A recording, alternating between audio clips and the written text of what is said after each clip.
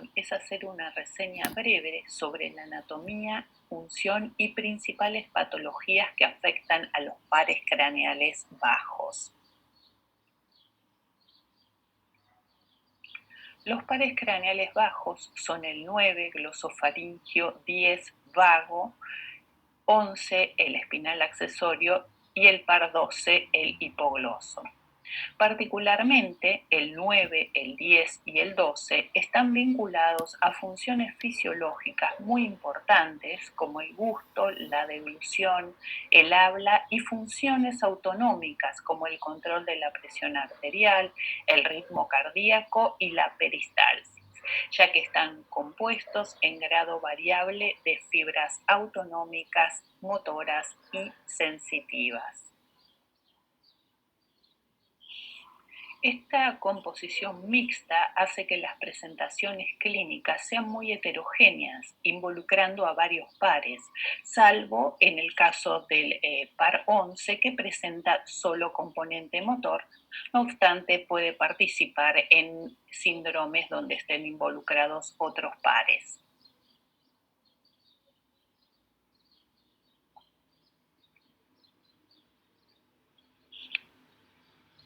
El origen real de los pares craneanos es a nivel vulvar. El par 9, glosofaringio, emerge a partir del núcleo ambiguo en la formación reticular. El par 10, vago, lo hará a partir de 4 núcleos: el dorsal, el ambiguo, el núcleo del tracto solitario y el núcleo espinal trigeminal, para recorrer un largo trayecto hasta la región tóraco-abdominal. El nervio espinal accesorio presenta doble origen: a nivel espinal, el núcleo espinal accesorio en la columna cervical, y a nivel intracraneal, a nivel del núcleo ambiguo. Finalmente, el par 12, hipogloso, va a emerger del núcleo situado en el piso del cuarto ventrículo, como podemos observar en este slide, donde vemos la emergencia de este núcleo en dicha localización.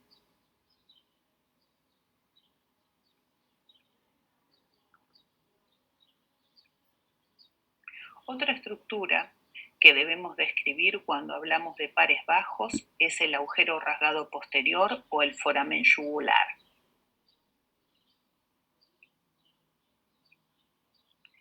El agujero rasgado posterior o foramen yugular está situado en la base del cráneo, formado por el hueso occipital y la porción petrosa del hueso temporal. A través de un espolón óseo, como vemos aquí en la imagen, podemos dividirlo en dos porciones: una porción anterior, que es la pars nerviosa, y una porción posterior, que es la pars vascularis o pars venosa, ambos con distinto contenido.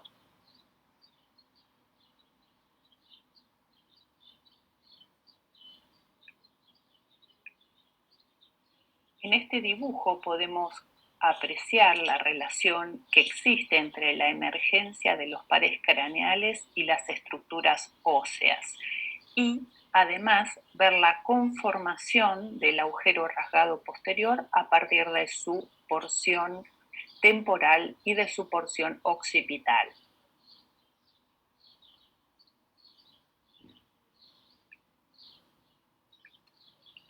El origen aparente del par 12 es en el canal del hipogloso, en el proceso anterior del hueso occipital, inferomedial al agujero rasgado posterior.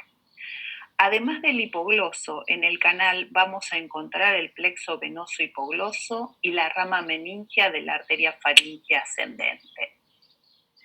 En este dibujo podemos apreciar la relación que existe entre el hipogloso y el resto de los pares bajos.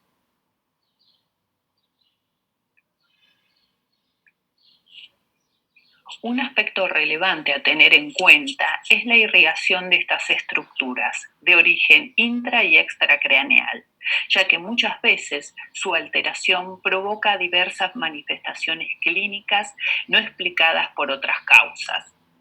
La vasa nervorum es compleja, presenta una anastomosis caracterizada por la unión de los plexos epi y endoneural.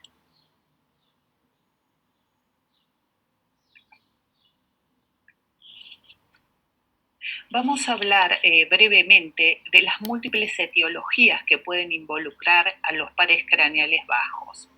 Debido a la complejidad de su anatomía y función, pueden verse afectados por procesos tanto locales como sistémicos. El compromiso múltiple con formación de síndromes es más frecuente que la afección única.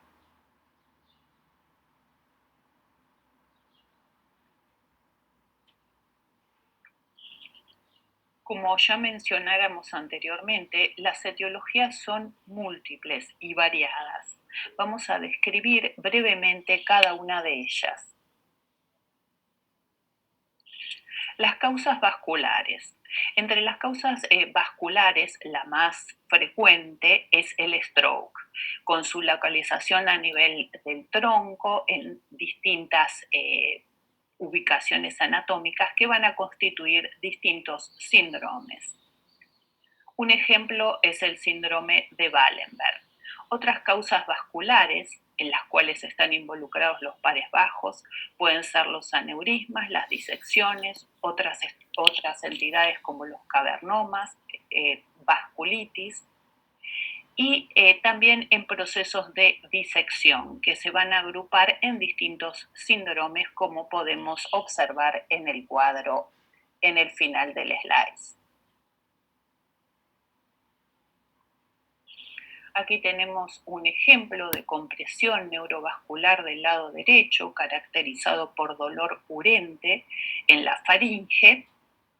Y el segundo caso es este paciente de 32 años que presentaba cefalea occipital y trastornos deglutorios cuando se le realiza una tomografía, como podemos observar en este slide, y la posterior representación en resonancia magnética, se observa un aneurisma trombosado de la pica ejerciendo efecto de masa sobre el bulbo.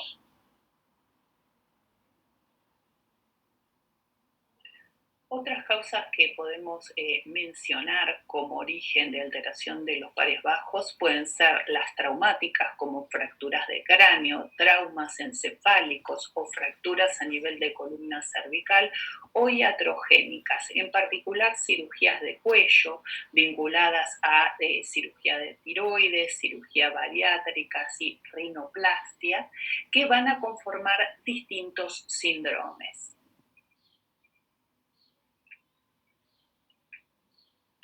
Tanto las etiologías infecciosas, inflamatorias como metabólicas nutricionales son una causa importante de alteración de los pares craneales bajos.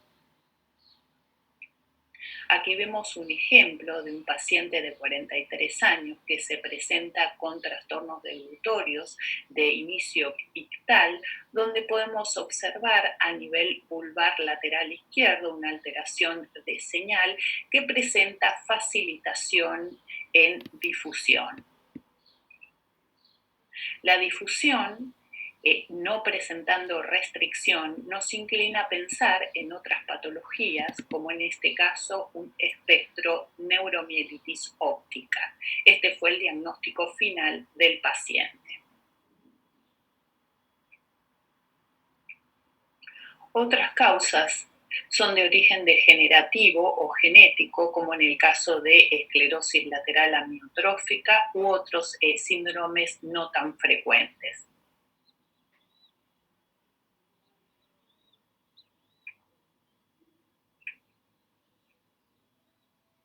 Finalmente, mencionaremos la etiología neoplásica y tumoral. Los tumores que pueden afectar a los pares craneales bajos son aquellos de localización intraaxial, en los cuales los tumores que afecten a los núcleos de origen van a ser los originarios o los que generen la patología, y aquellos extraaxiales como metástasis, schwannomas, tumores de base de cráneo y diseminaciones leptomeningias de origen neoplásico de diversas etiologías, así como los paragangliomas, van a ser responsables de alteraciones en estas estructuras. Veamos algunos ejemplos. Aquí tenemos una paciente de 74 años donde podemos observar esta lesión expansiva, sí, que correspondió a un schwannoma del glosofaringio. Otro ejemplo es este paciente de 77 años que padecía un condrosarcoma, donde podemos visualizar esta lesión expansiva también en la base de cráneo que va a comprometer la emergencia de los pares craneales bajos. El condrosarcoma es una etiología poco frecuente. En este otro caso, en esta paciente de 44 años, podemos visualizar un schwannoma que involucra la emergencia del par 12 del lado derecho y otras estructuras de la base de cráneo.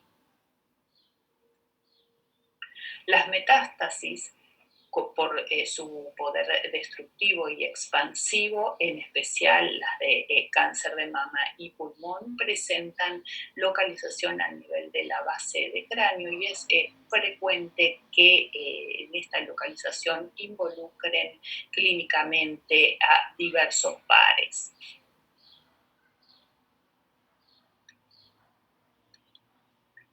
El paraganglioma es otro tumor que podemos encontrar en la base de cráneo y que puede afectar a los pares craneales bajos.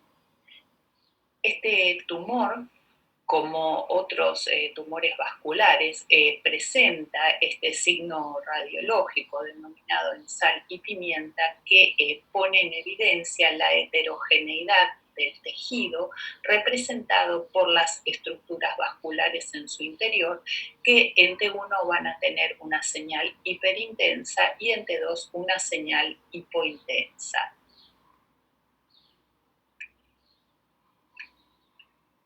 Los meningiomas son otra causa de lesión expansiva de la base de cráneo que pueden comprometer el foramen yugular, como en este caso, y a veces adquirir dimensiones mucho mayores, como en este otro, donde también observamos una extensión a la región celar y al conducto auditivo interno, como podemos ver del lado izquierdo.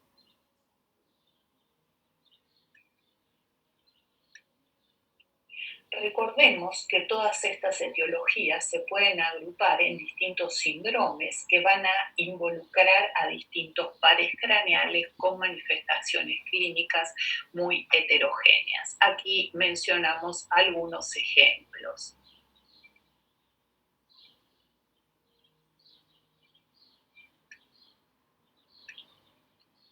Para finalizar, me gustaría recordar algunos puntos que deberíamos tener en consideración cuando pensamos en pares craneales bajos. La complejidad anatómica y funcional que presentan, la irrigación tanto intra como extracraneal, que es una causa frecuente y una etiología probable de muchas de las presentaciones que pueden mostrar, su compromiso de funciones fisiológicas vitales que hacen que muchas de las manifestaciones clínicas sean muy complejas. Las etiologías pueden ser múltiples, tanto locales como sistémicas, y se van a agrupar en distintos síndromes en los cuales vamos a tener involucrados numerosos pares. Muchas gracias, nada más.